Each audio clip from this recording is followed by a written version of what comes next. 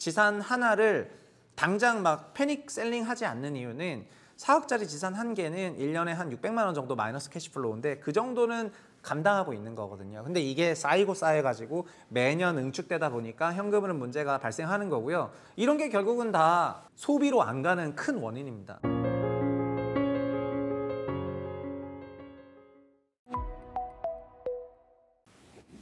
안녕하세요, 최부심입니다. 지식산업센터 스토리입니다. 오늘도 지금 잔금을 미납한 지산만 85개라고 하는데 일단 굉장히 심각한 그런 뉴스인 것 같아가지고 일단은 파이낸셜 뉴스에서 이런 얘기를 했죠. 잔금 미납 사태 속에서 지산이 싣고 있다. 오 마이 갓. 그래서 그것만 85개고 제2의 생숙이 될 것 같다 이런 얘기입니다. 사실 생숙 대란이 한 번 있었잖아요.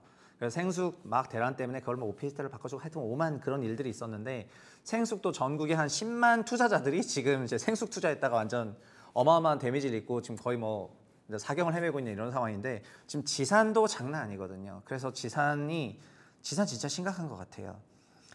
지산은 이렇게 전국 1546곳 중에서 미착공 224곳이고 건축이 이렇게 돼 있었는데 그래서 제가 데이터를 직접 그냥 찾아서 돌려봤어요. 공공 데이터 포털에 지산 데이터가 나와 있습니다. 그래서 엑셀로 다운받아서 피보스를 돌리면 되는데 이게 전체적으로 보니까 전체 지산의 면적은 8,600만 제곱미터고요. 지금 건축이 완료된 게 6,400만, 그러니까 한 2천만 제곱미터니까 한 700만 평이 지금 놀고 있는 겁니다. 놀고 있는 700만 평이 있는데 건축 중인 게 450만이니까 요게 한 150만 평 정도 되는 거고요. 건축 중인 게 지금 지어지고 있는 게 미착공이 더 많아. 그거 더블입니다. 그러니까 미착공은 지금 거의 한 300만 평 정도는 더블이고요. 그리고 미정. 이건 미착공도 아니고 건축 중도 아니고 이거 미정은 뭐냐면은 사업을 하겠다고 했는데 아직 뭐 들어가지도 않은 거. 그러니까 뭐 아직 들어가지도 않은 그 이전 단계. 그러니까 기획만 한 그런 상태거든요. 그것도 680만 제곱미터니까 요것도 이제 한 200만 평 조금 넘어가는 그런 정도가 되겠습니다. 그래서 지산 한 개 호수를 한 60제곱미터로 잡으면은 지금 이게 그러니까 어마어마한 숫자예요. 한 호당 또 한 4억으로 잡으면 한 30조 정도 되거든요. 그러니까 건축 중인 거랑 미착고인 거를 합치면 이게 지금 문제가 되는 거잖아요. PF니까. 건축 중인 거는 분양했는데 미분양 나가지고 문제고 미착고인 거는 땅을 사려고 PF 빌렸는데 아직 착공을 못했기 때문에 이게 PF, 본 PF 전 단계인 브릿지론 PF라는 건데 요거가 지금 더블 되는 거거든요. 그러니까 착공하는 게 이게 지금 85개라는 겁니다. 건축 중인 거. 그럼 미착고인 거는 150개가 넘어가네? 합쳐서 이제 한 230개 정도 되는 거 아니에요? 그거가 합쳐서 그럼 1,500만 제곱미터니까 500만 평 잡고 와우 하나당 이제 한 500만 평인데 50평 잡으면 10만 호라는 거죠. 이거 엄청난 숫자네. 일단 뉴스를 좀 보면은 지난해 하반기 입주를 시작한 수도권의 한 지식산업센터 대형 건설사가 시공한 이 현장은 초기 분양률 100%를 기록했다. 하지만 대출 규제, 경기 침체, 마이너스 프리미엄 등으로 30%가 잔금을 안 냈다는 겁니다. 세상에. 일부 수분양자들은 로펌의 권유로 계약 해지 집단 소송도 얘기한다. 지금 왜 그러냐면은 계약을 해지해야지 마이너스 피를 해지를 할 거니까 막 계약 해지하려고 로펌을 쓰고 있는 겁니다. 지금 완전 아사리파입니다. 그러니까 시행사들이 계약 해지를 안 해줘요. 근데 나는 그 계약을 계속 갖고 가면은 준공된 다음에 잔금 때려야 되는데 잔금 때리더라도 지금 이런 식이거든요. 4억에 분양했잖아요. 4억에 분양을 하면은 거기 월세 받아야 되잖아요. 그럼 대출은 한 3억 이렇게 해야 될 거 아닙니까? 그럼 대출 3억 이렇게 해야 되는데 3억 대출에 4.5% 아니 뭐 5%로 일으키면은 1,500만 원 나가야 되는데 그 4억짜리의 지산의 캡레이트는 2%밖에 안 돼. 그러니까 800밖에 안 벌려. 그럼 지산에서 800만 원밖에 안 벌리고 나는 대출로 한 1,200만 원 나가면은 원리금 상환까지 하면 이제 한 1,600만 원 나가는 건데 그러면은 1년에 한 7, 800만 원 마이너스 나는 거거든요. 근데 그거를 지산 한 개나 두 개 했다?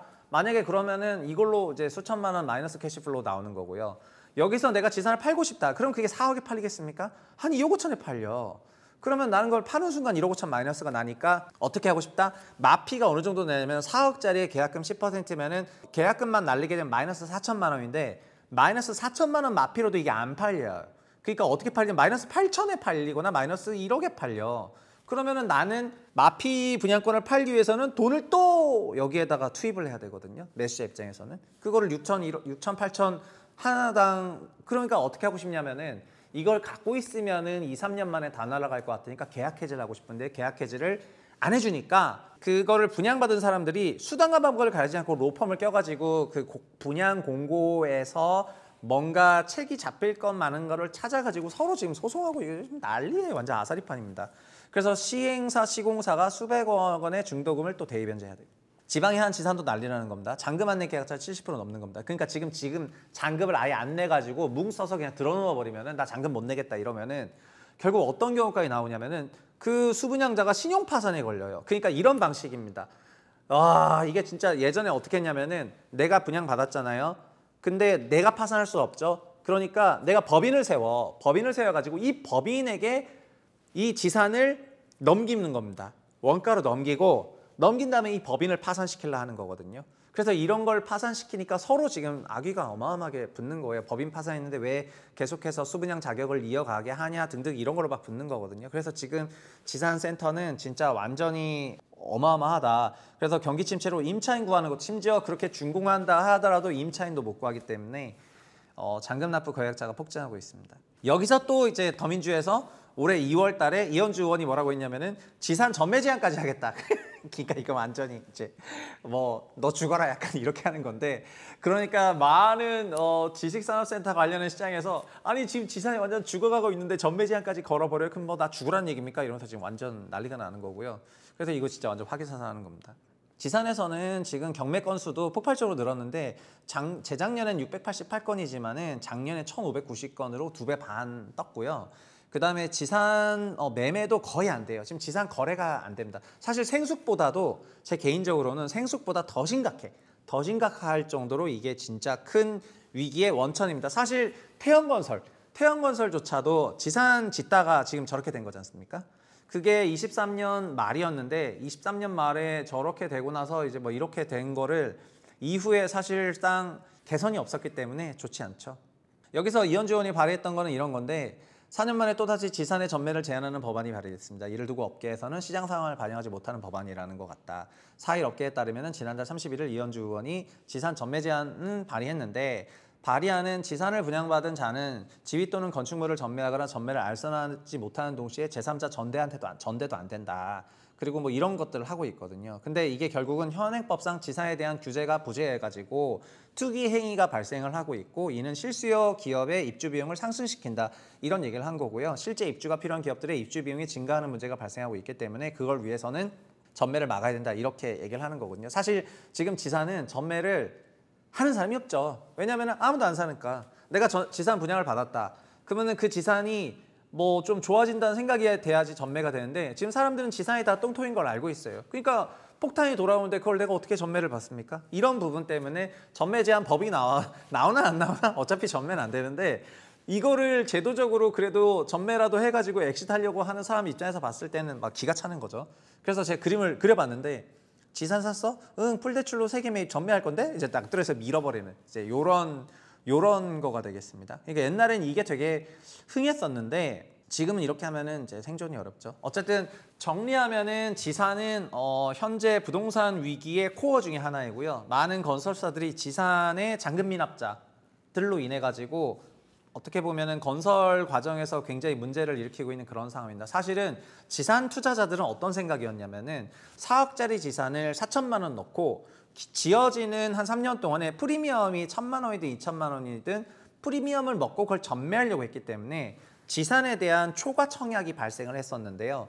준공 입주 시점 기준으로 금리가 올라가고, 그리고 우리나라 경기가 그렇게 좋은 게 아닙니다. 여기 지산은 결국은 내가 임차하거나 아니면은 다른 임차인이 들어와야 되는데, 그 임차인들을 구하지 못하다 보니까 결과적으로는 지산의 그 수익성이라고 하는 부동산 매출이죠. 캡레이트이 좋지 않아요. 그러니까 부동산 4억짜리면은 캡레이트 3%면 4억에 3% 1,200만 원이라도 나올 줄 알았는데 지금 한 2.2% 정도 나오니까 한 900만 원 나오는 거거든요. 근데 지산 4억짜리에 3억 대출 받으면은 이자는 1,400, 1,500 원리금 상환까지 하면 그 정도 나가니까 지산 수분양자들이 다 지금 현금 흐름이 마이너스가 굉장히 심각해진 거죠. 결국 지산 하나를 당장 막 패닉 셀링 하지 않는 이유는 4억짜리 지산 한 개는 1년에 한 600만 원 정도 마이너스 캐시플로우인데 그 정도는 감당하고 있는 거거든요. 근데 이게 쌓여가지고 매년 응축되다 보니까 현금흐름 문제가 발생하는 거고요. 이런 게 결국은 다 소비로 안 가는 큰 원인입니다. 지금 소비가 왜 갑자기 꼬라박았냐면은 22년, 23년부터 부동산 시장 침체장에서 생숙 10만 개, 지산도 거의 그 정도 되는 거죠. 이런 것들 다 분양받아서 여기서 5만 마이너스 현금 흐름이 엄청나게 나오니까 이게 결국 다 그냥 사실 은행으로 다 들어가고 있는 거고 거래는 안 풀리는 거예요. 그러니까 더더욱더 지산이라든가 이런 쪽은 안 좋아져. 이게 지금 다운 사이클이 계속해서 반복해서 발생하고 있는 이런 메커니즘이고요. 이런 과정에서 여기 교통정리나 이런 걸 잘 안 해주게 되면은 뭐 건설 부동산 시행사들 부도나고 이런 것들이 지금 나오고 있는 상황이 되는 것입니다. 그래서 지산에 대해서는 예전에 그런 말이 있잖아요. 원수에게 추천하지 말라고 하는 게 지역주택조합 사업인 지주택이었는데 지금은 지산도 여기에 해당하고 생숙도 해당하고 이제 이런 형태의 주택 사업들은 위험 관리를 꼭 하셔야 된다고 말씀을 드리고 싶고요. 그리고 하나를 자기 사업하려고 취득하고 하시는 그런 분도 많이 있는데 투자 목적으로 들어와서 거기가 공실로 남게 되면은 그런 것도 같이 손실을 입게 되니까 애초에 지산이라는 거는 서울에 있는 오피스 대비 반값의 면적은 2배인 그런 시설을 공급해 주기 위하면서 창업을 지원하려는 거였는데 투자자가 붙으면서 이 시장이 한번 와해되기 시작했고 지금은 산으로 가고 있습니다. 우리나라는 너무 부동산 투자를 진심으로 하기 때문에 이런 문제가 심해지는 것 같고요. 지산 투자자들뿐만 아니라 지산과 관련 여러 건설산업 종사자들이 지금 굉장히 힘들어하는 그런 시기인 것 같은데 앞으로 이 시장이 어떻게 될지 같이 지켜보시면 좋겠습니다. 오늘 여기까지 하겠습니다. 감사합니다.